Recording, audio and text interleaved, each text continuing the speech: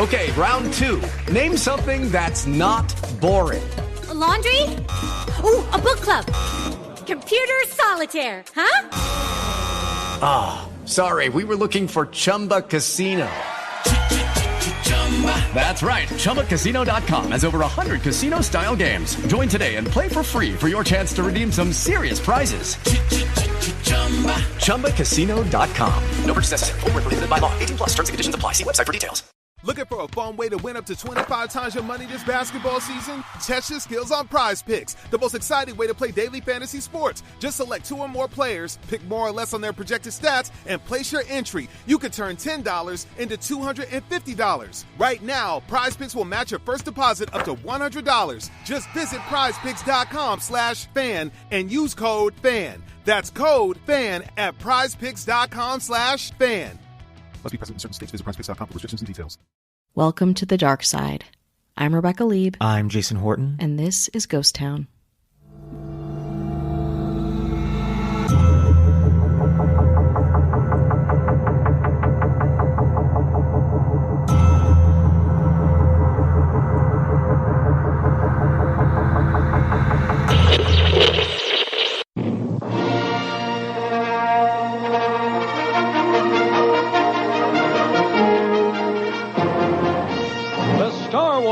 Holiday Special,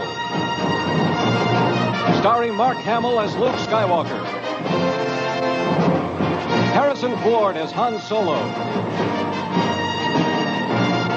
Carrie Fisher as Princess Leia, with Anthony Daniels as C-3PO, Peter Mayhew as Chewbacca, R2-D2 as R2-D2, and James Earl Jones as the voice of Darth Vader. Introducing Chewbacca's family. His wife, Mala. His father, Itchy. His son, Lumpy. With special guest stars, Beatrice Arthur, Art Carney, Diane Carroll, the Jefferson Starship, Harvey Korman, and an animated Star Wars story on the Star Wars Holiday Special. In the vast universe of Star Wars lore, there exists a celestial black hole, a creation so ill-fated and peculiar, it has become the stuff of legends. Enter the Star Wars Holiday Special, a televised catastrophe that unfolded on screens across the galaxy only once, on November 17th, 1978. Intended to capitalize on the triumph of the original Star Wars film, this festive foray into the Wookiee celebration of Life Day left audiences cringing and scratching their heads. We're talking about the Star Wars Holiday Special, which we've talked about once before years ago. Yeah. It has been revisited, a couple new tidbits. Hell yeah. And it bears repeating. Oh, I don't care how many times you have or haven't seen the Star Wars Special. Whenever you lay your eyes on it again, you will find new things, new disturbing things, new nonsensical moments of this fucking special. It is beyond Star Wars itself, the most bizarre Christmas special I have ever seen. And in the 70s, it was meant to be weird. Yeah. Variety shows were weird. Every popular TV show, Brady Bunch had a variety show. Totally. Donnie and Marie had a variety. Everyone had a Sonny and Cher. It was very easy to do it right. Yeah. And whatever that is. They did it pretty wrong. Wrong as hell. I would say the wrongest, if that's even possible. At the heart of the debacle was the attempt to center the special around Chewbacca and his family and the observance of Life Day. This decision, while potentially endearing, backfired spectacularly. The extended sequences featuring Chewbacca's family, Mala, Itchy, and Lumpy. God. Not even are a we doing thought of the here? names. Not even What are a we thought. doing here, people? Proved to be awkward, cringeworthy, and far removed from the charm of the original characters. It even comes complete, and this, I would say, is the centerpiece, the gem of how weird this is. There's a scene where Chewbacca's father is watching softcore adult film on a VR headset. Oh my God. It's out of nowhere. It's so weird. Another thing that's also very strange about this is look at any picture of Mark Hamill, please Luke Skywalker, in this. It is jarring.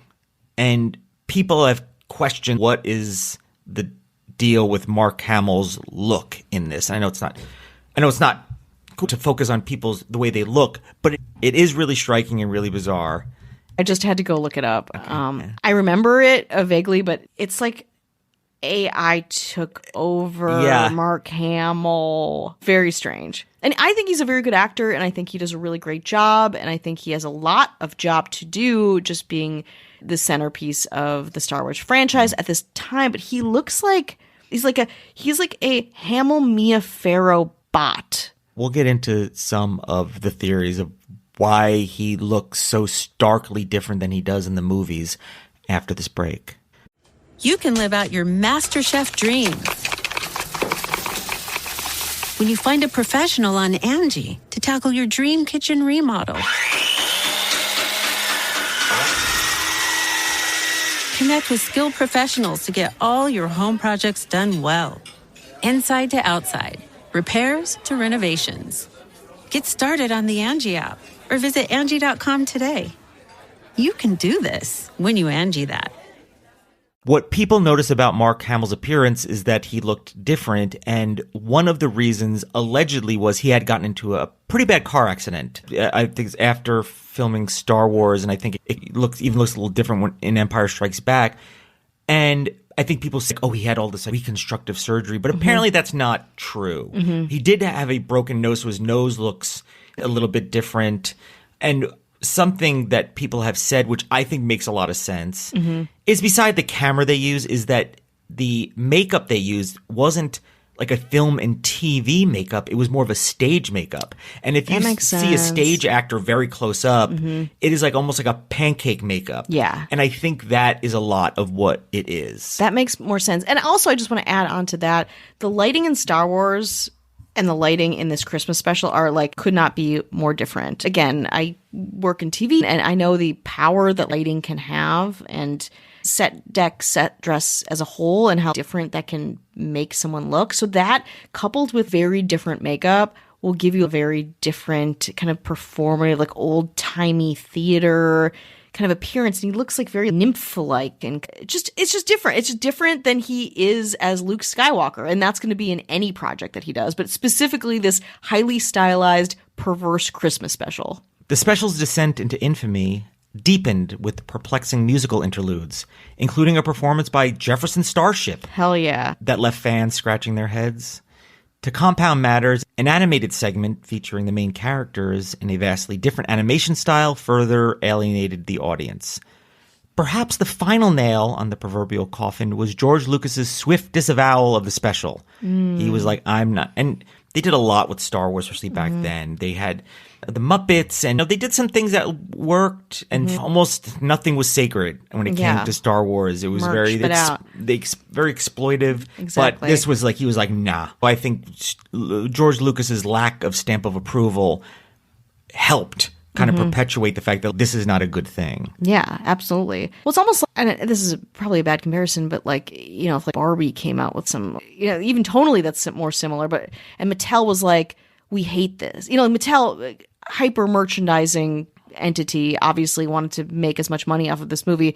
But again, Star Wars, the same thing, super hyper merched, and they were like, absolutely not with this special. So if Mattel was like, absolutely not, you were like, oh, this is a thing. This is a thing. It could turn people away from it and leave it with a kind of like, maybe this is not for me. Yeah, especially with such a dedicated audience. That's what even kept the availability limited to it, because of how much Lucas would let it be played or replayed or whatever. So I think that, and then it adds to the lore. Yeah, it absolutely does. It adds to the intrigue. Certainly hearing that something should not be out there or was not supported by its original creator as a branch of this thing, Star Wars, is sexy, kind of sexy to me. I don't know.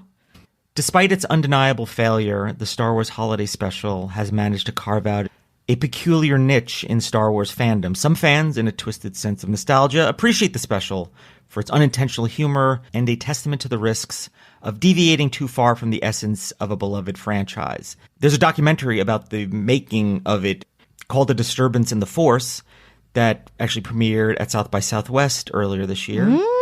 So check that out. I don't know when it's available because it's a few months ago. It should be available on Christmas if I have anything to do with it, which I don't. Someone asked Mark Hamill what was his favorite part of the holiday special, and he replied, quote, "The end credits."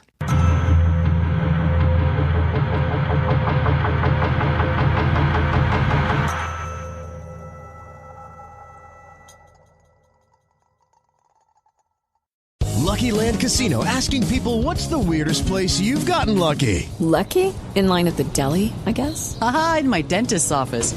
More than once, actually. Do I have to say? Yes, you do. In the car before my kids' PTA meeting. Really? Yes. Excuse me, what's the weirdest place you've gotten lucky? I never win and tell. Well, there you have it. You can get lucky anywhere, playing at LuckyLandSlots.com. Play for free right now. Are you feeling lucky? No purchase necessary. Void where prohibited by law. 18+. Terms and conditions apply. See website for details.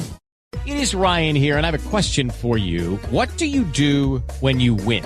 Like, are you a fist pumper, a woo-hooer, a hand clapper, a high fiver? I kind of like the high five, but if you want to hone in on those winning moves, check out Chumba Casino. At ChumbaCasino.com, choose from hundreds of social casino-style games for your chance to redeem serious cash prizes. There are new game releases weekly, plus free daily bonuses. So don't wait. Start having the most fun ever at ChumbaCasino.com. No purchase necessary. VGW. Void where prohibited by law. See terms and conditions. 18+.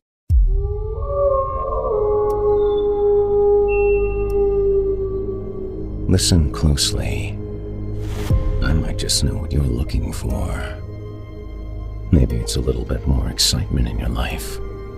A jolt to the system to get the blood pumping again. Just the smallest, tiniest taste. A little something to dilate the pupils. Do allow me to welcome you to the Horror Hill. A little getaway I know about. A place with scenic overlooks and fresh terror on tap that would chill even the most discerning connoisseurs of the macabre to the bone. Join me each week to get all of the ghastly, gory, and grotesque stories that I've handpicked from the works of previously published and indie authors by subscribing to Horror Hill on Apple Podcasts, Spotify, or wherever you prefer to get your horror fix. My name is Jason Hell, and you can take my word for it. Oh, and remember, it's only a story, right?